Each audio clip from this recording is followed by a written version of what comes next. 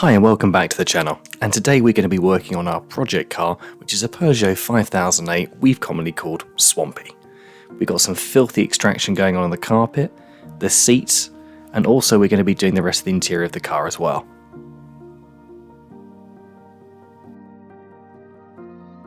So if you're new to the channel, Swampy is a little bit of a project car that I've been doing over a few months. It was taken in at a dealership, and as we can see here, it's been really neglected. So in the first episode, we washed all the mud off the vehicle to reveal that the paintwork's in a pretty poor state, which we're going to be tackling in the last episode. It's very badly scratched. In the second episode, we refurbished the alloy wheels and got them to a nice standard. And today we're going to be concentrating on the inside. And as we can see, there's a lot of rubbish in the car.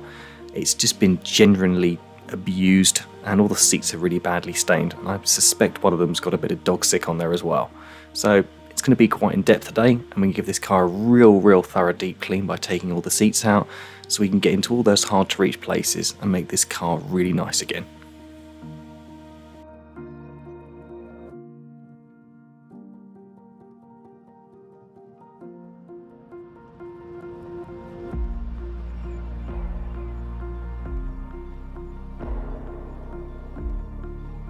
So I'm quite fortunate in the fact that the owner of the vehicle, Gavin here, has been really helpful, and he's going to take all the seats out of the vehicle for me to speed the process up, and also to keep the cost down for himself as well.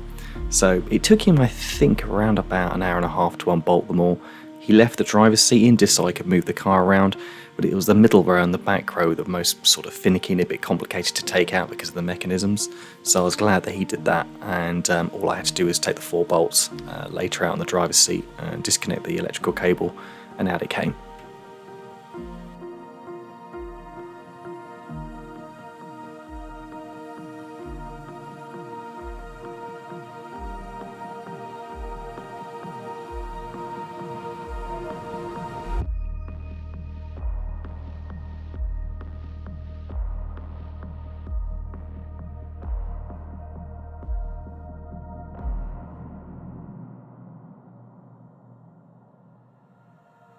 So with the seats now removed, we've got full access to the carpet in the vehicle.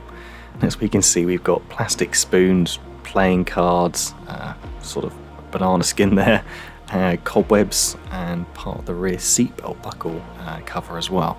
So we can now get in here and give this car a real thorough deep clean.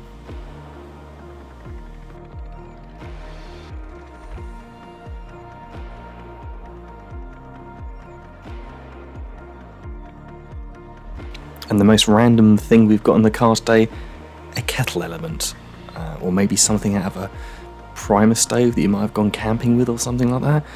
Most bizarre thing I think I've found in a while underneath the seat of a car.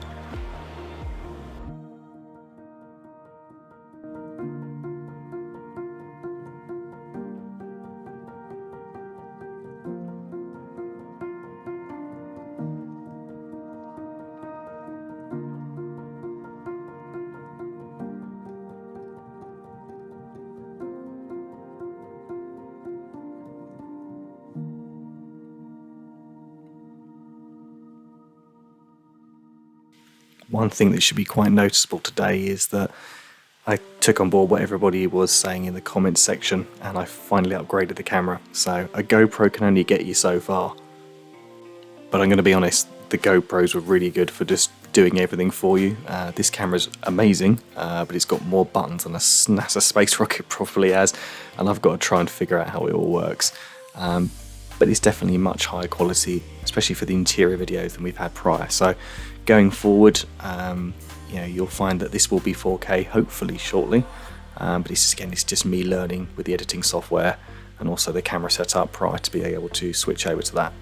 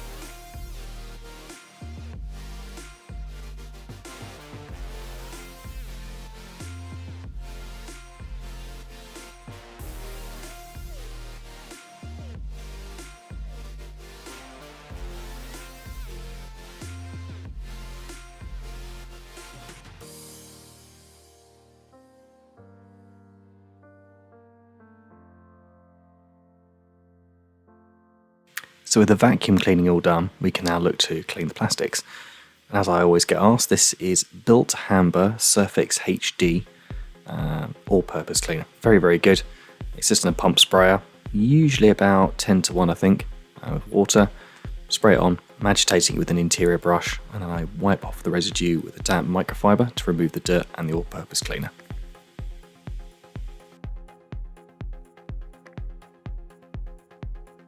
We're also about to see the introduction of the airline. Some people use a steam cleaner and they're really, really good. For me, I've got a very low roof in the workshop, and I tend to find it makes the building really damp really quickly. So for me, for my purpose, I use an airline. It also has the added bonus, as we can see on film, of drying the plastic out almost immediately, so you get the benefit of seeing any bits that might need to be done twice or any areas you might have missed. And as we can see in this cup holder, there's a little bit of stubborn dirt that I've used something else on just to get out the last bit of rubbish in there, which you might not have seen if it was still damp.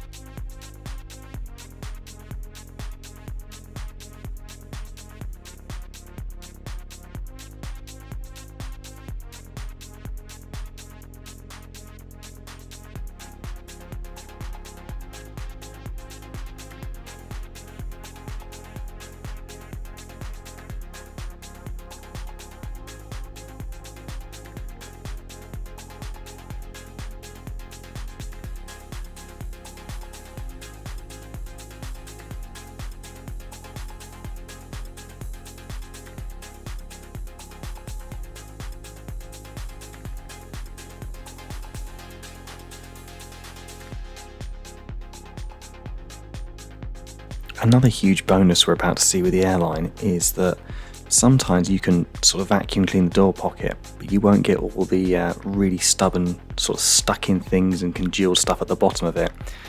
By agitating and using APC in that door pocket, we've loosened off bits which we wouldn't be able to get out with the vacuum cleaner.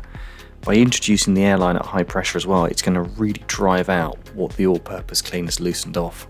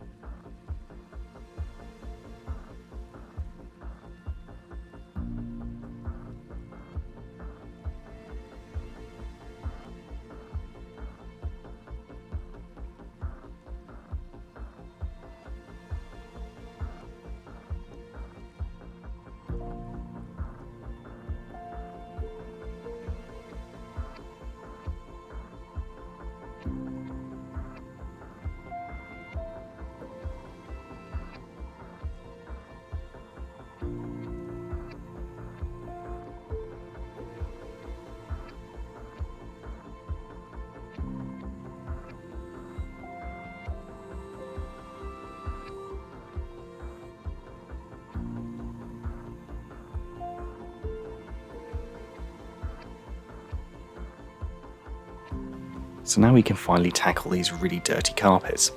So I've pre-treated these with Surfix HD, and I've used the drill brush to agitate the carpet as well. I'll then introduce the extraction machine, which has got hot water in it, and it's also got another product called Bio Blue in it. This is really good at killing off bacteria and odours and stuff, as well as cleaning the carpet. So it's going to do a number of things in one go. Once this process is done, I'm going to switch to another hand pump spray, which looks very similar. And that's just got nice clean water in it. And what that's going to help do is just flush the detergent out of the carpet for it to be extracted.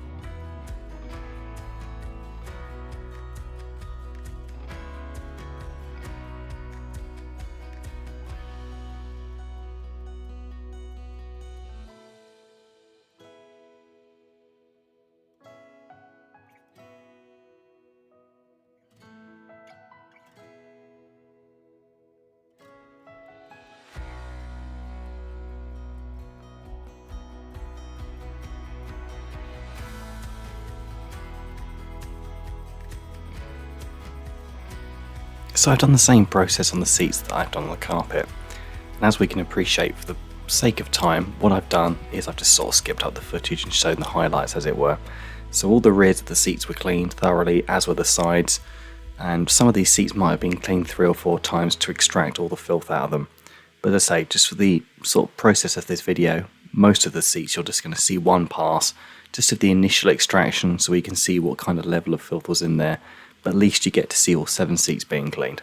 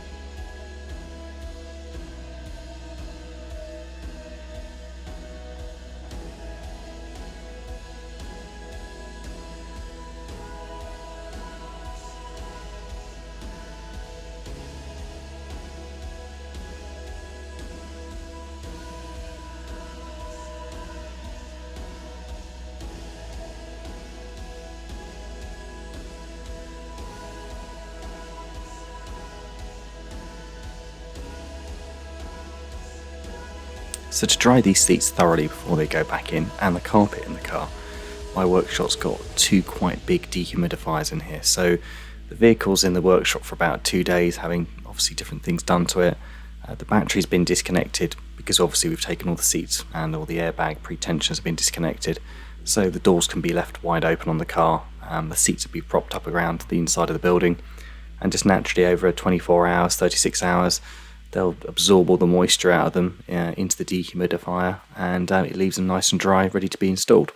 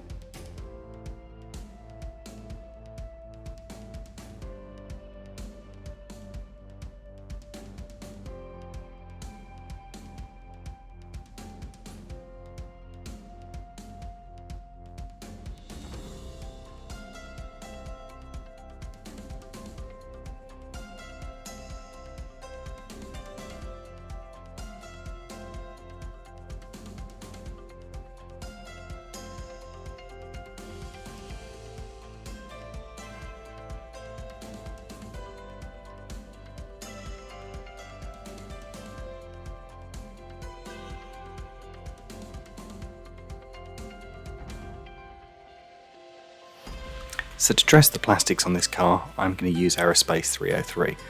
I use a pre-impregnated little microfiber mitt that I've got. I'm going to rub that all over the interior plastics.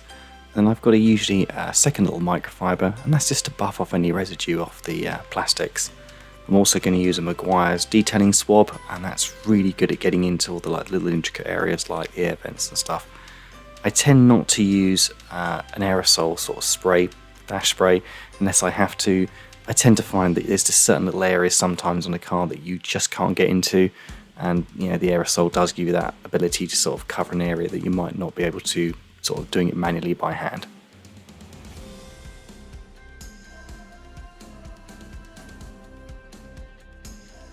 So I think we can all know and gather that Swampy's never quite going to be a perfect concourse car, but it's a big improvement today. And as we have a little quick before and after, we can see what we've achieved to the seats and the plastics and the dashboards, etc., and how much this car has now been improved.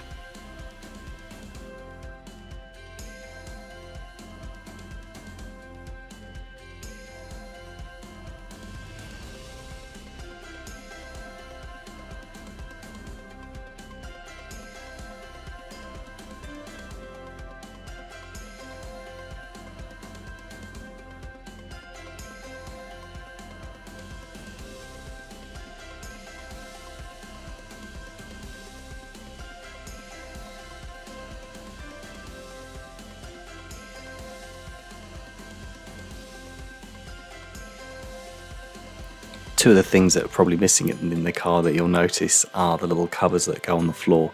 One was completely destroyed and the other one was in a pretty poor state. Luckily the aftermarket parts department sell these, so Gavin's got a couple on order, and he's also ordered a set of carpet mats for the car as well, so they'll go in the footwells and really tidy up the vehicle.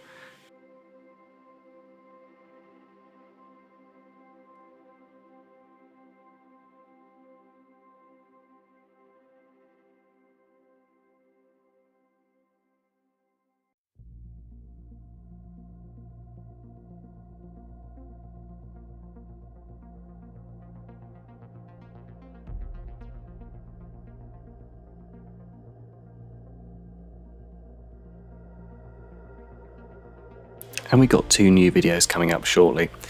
So the first one's going to be this rather lovely Kia Sorento, and this thing's really bad. It's been used by a builder, I can only assume, and there's just dust and cobwebs and foulness everywhere. And the outside's going to need a bit of work as well. So on this vehicle, the wiper blades have gone a bit rusty. There's green gunge, I think, in every rubber seal that you could think of. And also the headlights have really badly faded as well. So we're going to have our work cut out on this one, trying to bring it back from the abyss, shall we say. And also the boot in this one is absolutely disgusting, as we're about to see. It's destroyed, I think.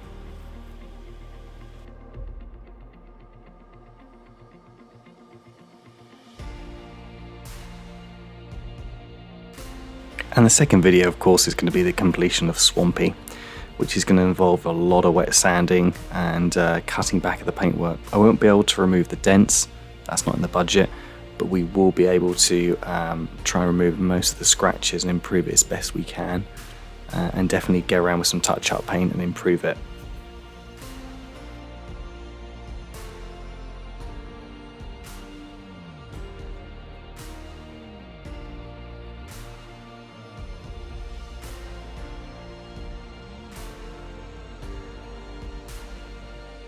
As always, thank you for taking the time to watch the video, and I'll look forward to seeing you on the next one.